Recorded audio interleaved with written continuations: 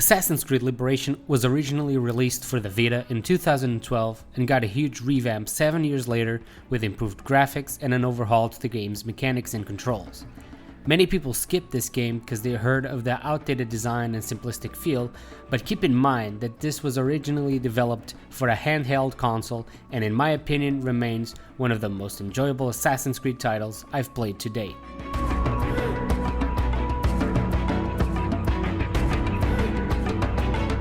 We follow Aveline Grandpré, an assassin operating in New Orleans in the 18th century.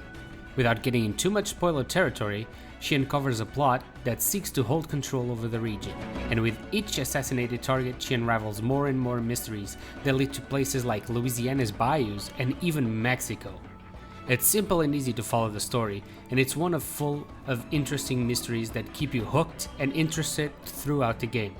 One of my favorite segments were the ones involving Citizen E. Don't know what it is? Please do yourself the favor and play the game. It's amazing and one of the few true Assassin's Creed moments we've had in the past few years.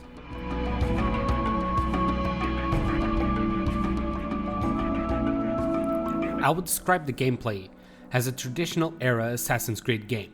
You know the ones: 3, Black Flag, Rogue. It fits very well within the spectrum of those games. If you played any of them, you'll feel right at home in this one. With all the years playing Assassin's Creed games for me, this was like picking up a bike and just riding. Feels like home, you know? You have the traditional Assassin's Creed toolset: swords, machetes or hatchets, hidden blades and your trusty fists, smoke bombs, a pistol, and even a blowpipe.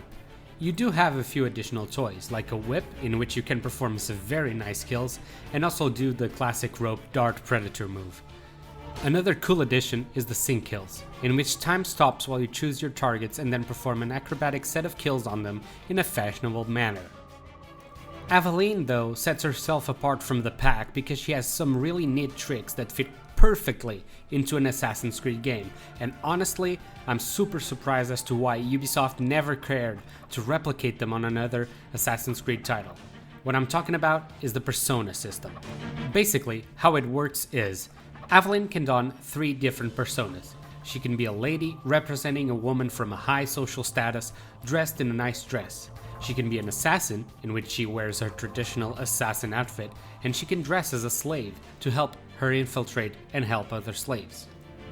All 3 personas have different side missions and can do different things. For example, as a lady, Aveline can do any free running, but she can charm guards and lure them to a secluded corner to assassinate them, or even use them as a social stealth tool, helping you evade the gaze of nosy guards. You gain notoriety much slower, and your blowpipe will be replaced by a trusty parasol so that it blends better with your appearance. As an assassin, you have access to every single weapon and tool like a normal Assassin's Creed game. You can free run and play normally like any other game. As a slave, Aveline gets notoriety extremely fast, and you have to be way more careful with your stealth because guards will want to capture you if they see you doing any shenanigans. In terms of side missions and collectibles, there's a ton of content here. From shutting down business rivals to collecting alligator eggs in a bayou, you'll be entertained for hours.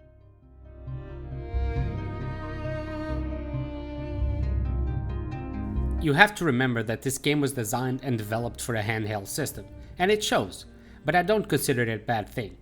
All the environments are smaller, but in turn they feel better connected and better in terms of design.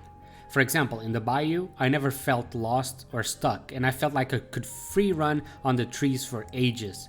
Every single piece of the map is connected beautifully, and it never felt frustrating. If you want a nice, chill, old school Assassin's Creed experience and you haven't given Aveline a chance, I beg you to try this game out. I had vague memories of it from the Vita days, and coming back to it on stream felt amazing. I highly recommend it. Thank you so much for watching, guys. If you never want to miss a beat, make sure to follow me on Twitch and Twitter. Links are in the description below.